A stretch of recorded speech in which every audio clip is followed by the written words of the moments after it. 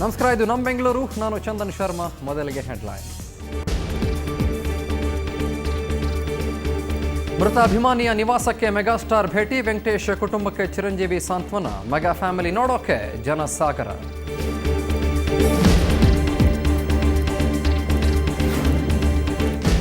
ಮದ್ಯದ ಅಮಲಲ್ಲಿ ಪುಡಿ ರೌಡಿಗಳ ಹುಚ್ಚಾಟ. ಶ್ರೀರಾಂಪುರದಲ್ಲಿ ಕಾರುಗಳ ಮೇಲೆ ಅಟ್ಟಹಾಸ. ಧರ್ಮದೇಟು ಕೊಟ್ಟು ಪೊಲೀಸರಿಗೆ ಒಪ್ಪಿಸಿದ್ರು ಸ್ಥಳೀಯರು.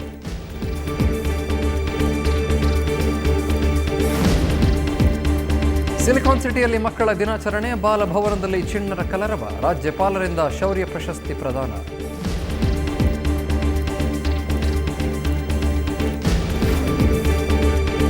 ಅರ್ಧಕ್ಕೆ ನಿಂತು ಹೋಗಿದ್ದ ಆರ್ಯನ್ ಸಿನಿಮಾಗೆ ನೂತನ ಸಾರಥಿ. ಡಿ ರಾಜೇಂದ್ರ ಬಾಬು ಸ್ಥಾನಕ್ಕೆ ಗುರುದತ್ ಆಯ್ಕೆ.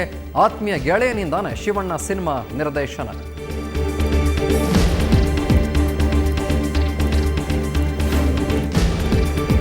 ಸಿನಿಪ್ರಿಯರಿಗೆ ನಾಳೆ ಹಬ್ಬವೋ ಹಬ್ಬ. ಬಾಲಿವುಡ್ನಲ್ಲಿ ರಾಮ್ ಲೀಲಾ ಹವಾ. ಸ್ಯಾಂಡಲ್ವುಡ್ನಲ್ಲಿ ಯೋಗಿಯ ಅಂಬರ ದರ್ಶನ.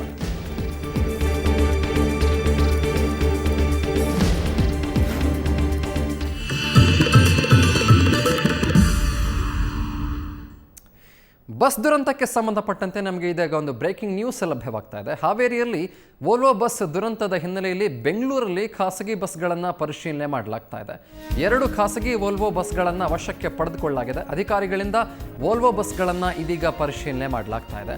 RTO ಅಧಿಕಾರಿಗಳು ಇವತ್ತು ನಡೆದಂಥ ಹಾವೇರಿಯ ಬಸ್ ದುರಂತವನ್ನು ನಿಜಕ್ಕೂ ಕೂಡ ಗಂಭೀರವಾಗಿ ಪರಿಗಣಿಸಿದ್ದಾರೆ. ಕಾರಣದಿಂದ ಅವರು ಇರುವಂಥ ಖಾಸಗಿ ಬಸ್ಗಳನ್ನು ಇದೀಗ ಪರಿಶೀಲನೆ ಮಾಡ್ತಾ ಇದ್ದಾರೆ. ಪ್ಯಾಸೆಂಜರ್ಸ್ಗಳನ್ನು ಎಷ್ಟು ಕ್ಯಾರಿ ಮಾಡಲಾಗ್ತಾ ಇದೆ ವೋಲ್ವೋ ಬಸ್ಗಳಲ್ಲಿ, ಅದರ ಜೊತೆಗೆ ಸೆಕ್ಯೂರಿಟಿ ಮೆಜರ್ಸ್ಗಳನ್ನು ಯಾವ ರೀತಿ ತಗೊಳ್ಳಾಗ್ತಾ ಇದೆ, ಸೇಫ್ಟಿಯನ್ನು ಫಾಲೋ ಮಾಡಲಾಗ್ತಾ ಇದೆಯಾ ಈ ಖಾಸಗಿ ಬಸ್ಗಳಲ್ಲಿ, ಅಥವಾ ಈ ಎಲ್ಲ ಖಾಸಗಿ ಬಸ್ಗಳ ಲೈಸೆನ್ಸ್ ಕರೆಕ್ಟ್ ಆಗಿದೆಯಾ, ಇವೆಲ್ಲ ವಿಚಾರಕ್ಕೆ ಸಂಬಂಧಪಟ್ಟಂತೆ RTO ಅಧಿಕಾರಿಗಳು ಇದೀಗ ಎಚ್ಚೆತ್ತುಕೊಂಡಿದ್ದಾರೆ. ಮುಂದೆ ಇದೇ ರೀತಿ ಯಾವುದೇ ಅನಾಹುತಗಳು ಸಂಭವಿಸಬಾರದು ಅನ್ನೋ ಒಂದು ದೂರದೃಷ್ಟಿಯನ್ನು ಇಟ್ಕೊಂಡು RTO ಅಧಿಕಾರಿಗಳು ಇದೀಗ ಬೆಂಗಳೂರಲ್ಲಿ 2 ಖಾಸಗಿ ಬಸ್ಗಳನ್ನು ವಶಕ್ಕೂ ಕೂಡ ಪಡೆದುಕೊಂಡಿದ್ದಾರೆ. ಜೊತೆಗೆ ಸಾಕಷ್ಟು ವೋಲ್ವೋ ಬಸ್ಗಳನ್ನು RTO ಅಧಿಕಾರಿಗಳು ಬೆಂಗಳೂರಲ್ಲಿ ಇದೀಗ ಪರಿಶೀಲನೆ ನಡೆಸ್ತಾ ಇದ್ದಾರೆ.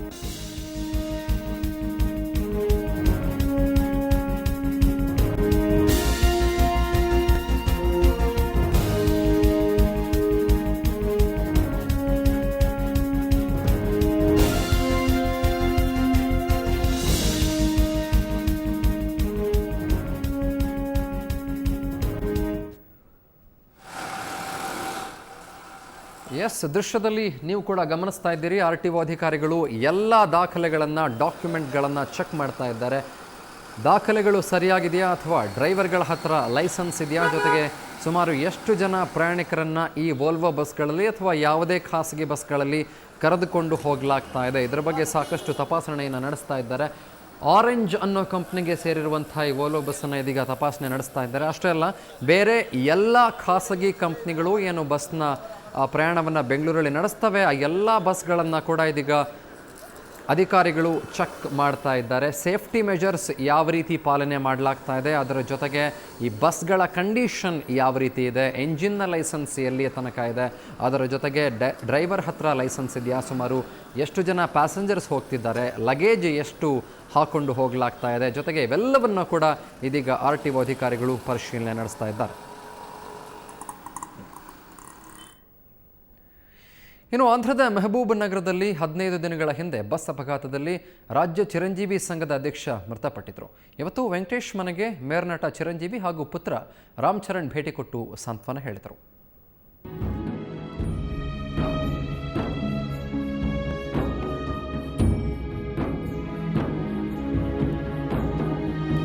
ಅವತ್ತು ಅಕ್ಟೋಬರ್ 30ನೇ ತಾರೀಕು ಜಬ್ಬಾರ್ ಟ್ರಾವೆಲ್ಸ್ನ ವೋಲ್ವೋ ಬಸ್ ಆಂಧ್ರದ ಮೆಹಬೂಬ್ ನಗರದ ಹತ್ರ ಹೋಗ್ತಾ ಇತ್ತು. ಆದರೆ ಬೆಳಗಿನ ಜಾವ ಇದ್ದಕ್ಕಿದ್ದಂತೆ ಹೊತ್ತಿ ಉರಿದಿತ್ತು. ನೋಡ್ತಾ ಇದ್ದಂತೆ 47 ಪ್ರಯಾಣಿಕರು ಸಜೀವವಾಗಿ ದಹನವಾಗಿದ್ದರು. ಬೆಂಗಳೂರಿನ ಹಲವು ಪ್ರಯಾಣಿಕರು ಆ ಬಸ್ನಲ್ಲಿದ್ದರು. ಜೊತೆಗೆ ಚಿರಂಜೀವಿ ಅಭಿಮಾನಿಗಳ ಸಂಘದ ಅಧ್ಯಕ್ಷ ವೆಂಕಟೇಶ್ ಕೂಡ ಸಾವನ್ನಪ್ಪಿದರು. ಹೀಗಾಗಿ ಇವತ್ತು ಬೆಂಗಳೂರಿಗೆ ಚಿರಂಜೀವಿ ಬಂದಿದ್ರು. ಕಲಾಸಿಪಾಳ್ಯದಲ್ಲಿರುವ ವೆಂಕಟೇಶ್ ಮನೆಗೆ ಚಿರು ಭೇಟಿ ಕೊಟ್ಟರು. ಈ ವೇಳೆ ಪುತ್ರ ಹಾಗೂ ನಟ ರಾಮ್ ಚರಣ್ ತೇಜ ಕೂಡ ಇದ್ರು.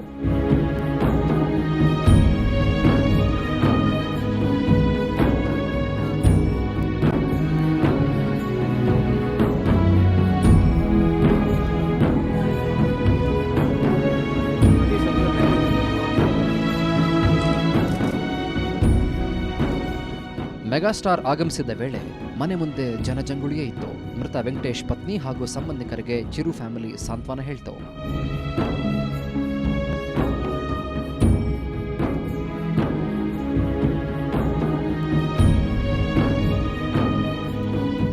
ಬಳಿಕ ಮಾತನಾಡಿದ ಚಿರಂಜೀವಿ వెంకటేష్ ఆత్మకి శాంతి సిగలి ಅಂತ ಹೇಳಿದರು. శాంతి చేకూరాలని అతని కుటుంబ సభ్యుల్ని పరామర్శించి వారికి మా స్థానికులు తెలియజేయడం కోసం వచ్చాం.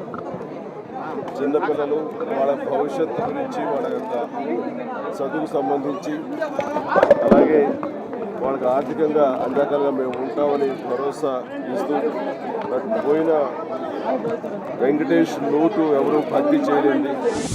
ವೆಂಕಟೇಶ್ ಚಿರಂಜೀವಿ ಅವರ ಅಭಿಮಾನಿ ಅಷ್ಟೇ ಅಲ್ಲ, ಅವರ ಕುಟುಂಬಕ್ಕೆ ಆಪ್ತರು ಕೂಡ ಆಗಿದ್ರು. ಒಟ್ನಲ್ಲಿ ತಮ್ಮ ರಾಜಕೀಯ ಒತ್ತಡದ ಮಧ್ಯೆ ಕೂಡ ಚಿರು ಅಭಿಮಾನಿಯ ಮನೆಗೆ ಭೇಟಿ ಕೊಟ್ಟು ಅವರ ಕುಟುಂಬಕ್ಕೆ ಸಾಂತ್ವನ ಹೇಳಿರೋದು ನಿಜಕ್ಕೂ ದೊಡ್ಡ ಗುಣವೇ ಸರಿ. ಕ್ಯಾಮರಾಮನ್ ಮಹೇಶ್ ಜೊತೆಗೆ ಅಭಿಷೇಕ್ ಜಯಶಂಕರ್, ಕ್ರೈಮ್ ಬ್ಯೂರೋ, ಸುವರ್ಣ ನ್ಯೂಸ್.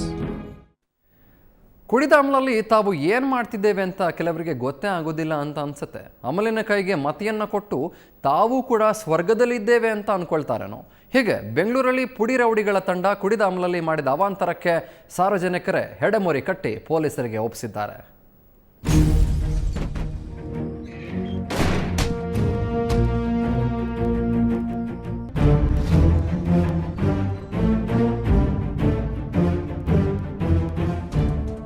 ಮೊರೆ ಹಾಕಿಕೊಂಡು ಹೋಗುತ್ತಿರುವ ಇವರನ್ನ ಒಮ್ಮೆ ನೋಡಿ. ತಮ್ಮ ಪಾಡಿಗೆ ಕುಡಿದು ಸೀದಾ ಮನೆಗೆ ಹೋಗಿದ್ರೆ ಈ ಗತಿ ಬರ್ತಿರ್ಲಿಲ್ಲ. ಆದ್ರೆ ಇವರ ಕುಡಿದ ಅಮಲು ಎಷ್ಟಿತ್ತು ಅನ್ನೋದಕ್ಕೆ ಈ ಕಾರುಗಳ ಗ್ಲಾಸ್ಗಳು ನಜ್ಜುಗುಜ್ಜಾಗಿರೋದೇ ಸಾಕ್ಷಿ.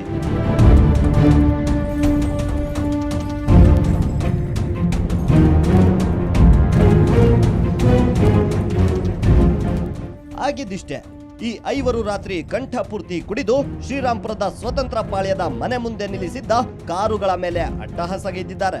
ಕೂಡಲೇ ಎಚ್ಚೆತ್ತ ಸ್ಥಳೀಯರು ಈ 5 ಮಂದಿಯನ್ನ ಸೆರೆ ಹಿಡಿದು ಹಿಗ್ಗಾಮುಗ್ಗಾ ಥಳಿಸಿ ಪೊಲೀಸರಿಗೆ ಒಪ್ಪಿಸಿದ್ರು. ಬಂದ್ಬಿಟ್ಟು ಸುಮ್ಮನೆ ಇರೋ ಜನಕ್ಕೆ ತೊಂದರೆ ಕೊಡೋದು, ಕುಡಿದ್ಬಿಟ್ಟು ಬಾಟ್ಲುಗಳನ್ನ ಹೊಡೆಯೋದು, ಆನಂತರ ಗಾಡಿಗಳು ವೀಲ್ ಬಿಚ್ಕೊಂಡು ಹೋಗ್ಬಿಡೋದು, ಗಾಡಿಗಳ ಮೇಲೆ ಕಲ್ಲೆತ್ತಿ ಎಸೆಯೋದು, ಈ ರೀತಿ ಮಾಡ್ಕೊಂಬಂದವ್ರೆ. ನಿನ್ನೆ ರಾತ್ರಿ ತುಂಬ ತೀವ್ರ ಮಾಡಿದ್ದಾರೆ. ಮಚ್ಚುಗಳು ಎತ್ಕೊಂಡು ಓಡಾಡಿದ್ದಾರೆ. ಸಿಕ್ಕಾಪಟ್ಟೆ ಸುಮಾರು ಒಂದು 2-2.5 ಗಂಟೆಗೆ ಈ ಘಟನೆಗಳು ನಡೆದಿದೆ ಇಲ್ಲಿ. ಆಮೇಲೆ ಇದೇ ಹುಡುಗರು ಬಂದ್ಬಿಟ್ಟು ಏನು ಮಾಡಿದ್ದಾರೆ, ಎಲ್ಲೆಲ್ಲಿದ್ದಾರೆ ಅಂತ ಹುಡುಕ್ಬಿಟ್ಟು ಇವರೇ ಸರಿಯಾಗಿ ಅವ್ರಿಗೆ ಗೂಸಗಳು ಕೊಟ್ಬಿಟ್ಟು ಮತ್ತೆ ಕರ್ಕೊಂಡೋಗಿ ಸ್ಟೇಷನ್ಗೆ ಇವರೇ ಒಪ್ಪಿಸಿದ್ದಾರೆ. ಶ್ರೀರಾಂಪುರ ವಿವಿಧ ಬಡಾವಣೆಗಳ ನಿವಾಸಿಗಳಾದ ಇವರಿಗೆ ಪುಂಡಾಟಿಕೆ ನಡೆಸೋದೇ ವೃತ್ತಿ. ಶ್ರೀರಾಂಪುರ ಪಕ್ಕದಲ್ಲೇ ಇರೋ ರೈಲ್ವೆ ಟ್ರ್ಯಾಕ್ ಇವರ ಅಡ್ಡ. ರೈಲಿನ ಕಿಟಕಿ ಪಕ್ಕ ಕುಳಿತ ಪ್ರಯಾಣಿಕರ ಮೊಬೈಲ್ ಆಭರಣಗಳನ್ನ ದೋಚೋದ್ರಲ್ಲೂ ಇವರು ನಿಸ್ಸೀಮರು. 4-5 ಹುಡುಗರು ಕೂಗಾಡಿಕೊಂಡು ವಾಹನಗಳನ್ನು ಜಖಂ ಮಾಡ್ತಿದ್ದಾರೆ ಅಂತ ಏನು ಮಾಹಿತಿ ಬಂದಿತ್ತು. ಕೂಡಲೇ ರಾತ್ರಿ ಗಸ್ತಲ್ಲಿದ್ದಂಥ ಸಿಬ್ಬಂದಿಯಾದ ಅಧಿಕಾರಿ ಅಲ್ಲಿಗೆ ಹೋಗಿ ನೋಡಿದಾಗ ಅಲ್ಲಿ 5 ಹುಡುಗರು, ಎಲ್ಲರದ್ದು ವಯಸ್ಸು ಸುಮಾರು 19ರಿಂದ 20 ವಯಸ್ಸಿತ್ತು.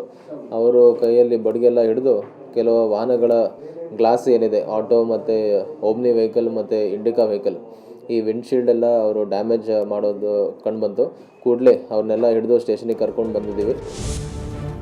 ಬಂಧಿತ 5ರಲ್ಲಿ ಶಿವ ಹಾಗೂ ಶ್ರೀಧರ್ ವಿರುದ್ಧ ಈ ಹಿಂದೆ ಹಲವು ಕಳ್ಳತನದ ಪ್ರಕರಣ ದಾಖಲಾಗಿದೆ. ಒಟ್ಟಾರೆ ಕುಡಿದು ಹುಚ್ಚಾಟ ನಡೆಸಿದ ಯುವಕರ ಬಾಳು ಕಂಬಿ ಹಿಂದೆ ಮುದ್ದೆ ಮುರಿಯುವಂತಾಗಿದೆ. ಕ್ಯಾಮರಾಮನ್ ವೇದಮೂರ್ತಿ ಜೊತೆ ರಮೇಶ್ KH, ಸುವರ್ಣ ನ್ಯೂಸ್.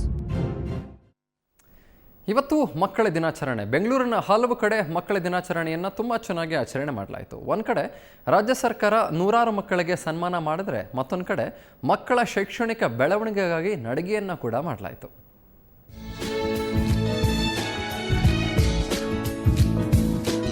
ಇಂದು ಸ್ವತಂತ್ರ ಭಾರತದ ಪ್ರಪ್ರಥಮ ಪ್ರಧಾನಿ ಜವಾಹರ್ಲಾಲ್ ನೆಹರೂರವರ ಹುಟ್ಟುಹಬ್ಬ. ಈ ಹಿನ್ನೆಲೆಯಲ್ಲಿ ದೇಶದಾದ್ಯಂತ ಮಕ್ಕಳ ದಿನಾಚರಣೆ ಮನೆ ಮಾಡಿತು. ನಗರದ ಬಾಲಭವನದಲ್ಲೂ ಕೂಡ ಮಕ್ಕಳ ಕಲರವ ತುಂಬಿ ತುಳುಕುತ್ತಿತ್ತು. ರಾಜ್ಯದ ನಾನಾ ಭಾಗಗಳಿಂದ ಆಗಮಿಸಿದ್ದ 100 ಮಕ್ಕಳಿಂದಾಗಿ ಇಡೀ ಬಾಲಭವನ ಗಿಜಿಗುಡುತ್ತಾಯಿತು. ಸಾರ್ವಜನಿಕ ಶಿಕ್ಷಣ ಇಲಾಖೆ ಆಯೋಜಿಸಿದ್ದ ಮಕ್ಕಳ ದಿನಾಚರಣೆ ಕಾರ್ಯಕ್ರಮಕ್ಕೆ ರಾಜ್ಯಪಾಲ ಹಂಸರಾಜ್ ಭಾರದ್ವಾಜ್ ಚಾಲನೆ ನೀಡಿದರು. ಇದೇ ವೇಳೆ ಹೊಯ್ಸಳ ಹಾಗೂ ಕೆಳದಿ ಚೆನ್ನಮ್ಮ ಪ್ರಶಸ್ತಿಯನ್ನ ಕೊಡಗಿನ KN ರಾಘವೇಂದ್ರ, ಬೆಂಗಳೂರಿನ ಅಭಿರಾಮ್ ಹಾಗೂ ಮಂಡ್ಯದ CR ಮೋನಿಕಾಗೆ 2013ನೇ ಸಾಲಿನ ಶೌರ್ಯ ಪ್ರಶಸ್ತಿಯನ್ನ ವಿತರಿಸಲಾಯಿತು. ಜೊತೆಗೆ ರಾಷ್ಟ್ರ ಪ್ರಶಸ್ತಿಗೆ ನಾಮನಿರ್ದೇಶನಗೊಂಡಿರುವ ರಾಜ್ಯದ 13 ಮಕ್ಕಳನ್ನು ಸನ್ಮಾನಿಸಲಾಯಿತು. The continuity of his tradition in the times to come through the children. And children of today are the leaders of tomorrow. So we should build a good chain of leaders through the centuries. And Nehru aimed at that. ಆ ಬಾವಿಯಲ್ಲಿ ಒಂದು ಕಟ್ಟೆ ಇತ್ತು. ಆ ಕಟ್ಟೆ ಮೇಲೆ ನಾನು ನಡ್ಕೊಂಡು ಹೋಗ್ತಾ ಇದ್ದೆ. ನನ್ನ ತಮ್ಮ ನನ್ನನ್ನು ಹಿಡಿಯೋಕ್ಕಂತ ಓಡಿ ಬಂದ. ಸೊ ಆಮೇಲೆ ಅವನು ಫುಲ್ ಒಂದು ಸತಿ ಹೋಗ್ಬಿಟ್ಟು ಮೇಲೆ ಬಂದಾಗ ನನ್ನ ಅವ್ನ ಶರ್ಟ್ ಇಲ್ಲಿ ಸಿಕ್ತು. ಸೊ ಅಲ್ಲಿಂದ ನಾನು ಗಟ್ಟಿಯಾಗಿ ಹಿಡ್ಕೊಂಡು ಎಳೆದೆ. ಸೊ ಆವಾಗ ಅವನು ಸೇವ್ ಆದ. ಇತ್ತ ಮಕ್ಕಳ ಶಿಕ್ಷಣ ಹಕ್ಕನ್ನ ಉಳಿಸಿ ಎಂದು ಬೆಂಗಳೂರಿನ ಯುರೋಕಿಡ್ಸ್ ತಂಡ ವಾಕ್ಥಾನ್ ಆಯೋಜಿಸಿತ್ತು. ಕಬ್ಬನ್ ಪಾರ್ಕ್ನಿಂದ ಹಡ್ಸನ್ ಸರ್ಕಲ್ವರೆಗೂ ಶಿಕ್ಷಕರು ಹಾಗೂ ಆಡಳಿತ ಮಂಡಳಿಯ ಸದಸ್ಯರು ವಾಕ್ಥಾನ್ನಲ್ಲಿ ಭಾಗವಹಿಸಿದರು. ಸುಮಾರು 60 ಯುರೋಕಿಡ್ಸ್ ಶಾಖೆಯ 400ಕ್ಕೂ ಹೆಚ್ಚು ಸಿಬ್ಬಂದಿ ಈ ನಡಿಗೆಯಲ್ಲಿ ಪಾಲ್ಗೊಂಡಿದ್ದರು. ಪ್ರತಿಯೊಬ್ಬರು ಒಬ್ಬೊಬ್ರು ಒಂದು 10 ವರ್ಷದಿಂದ ನಾವು ಒಂದು ಸುಮಾರು ಸಾವಿರಾರು ಮಕ್ಕಳನ್ನ ನಾವು ಪೋಷಿಸಿ ಎಲ್ಲರನ್ನೂ ಮುಂದಕ್ಕೆ ಹೋದಲಿಕ್ಕೆ ಪ್ರೀ ಸ್ಕೂಲ್ ಒಂದು ಬೇಸಿಕ್ ಅಂತ ಮುಂದೆ ತಂದ್ವಿ. ಈಗ ಮಕ್ಕಳಿಗೆ ಯಾರಿಗೆ ಒಂದು ಅವಶ್ಯಕತೆ ಇದೆ ಅನ್ನೋದನ್ನ ನೋಡಿ ಅವ್ರಿಗೂ ನಾವು ಒಂದು ಬೇಸಿಕ್ ಎಜುಕೇಷನ್ ಕೊಡಬೇಕು. ಇದೊಂದು ಸಮಯ ಬಂದಿದೆ. ಒಟ್ನಲ್ಲಿ ನಗರದಲ್ಲಿ ಮಕ್ಕಳ ದಿನಾಚರಣೆಯನ್ನ ಭರ್ಜರಿಯಾಗಿ ಆಚರಿಸಲಾಯಿತು. ಬೆಂಗಳೂರಿನಿಂದ ಮಸೂದ್ ಜೊತೆ ನಂದಿನಿ, ಸುವರ್ಣ ನ್ಯೂಸ್. ನಮ್ಮ ಬೆಂಗಳೂರಲ್ಲಿ ಇನ್ನೂ ಏನಾಯ್ತು ಹೇಳ್ತೀನಿ, ಒಂದು ಪುಟ್ಟ ಬ್ರೇಕ್ ಆದ್ಮೇಲೆ.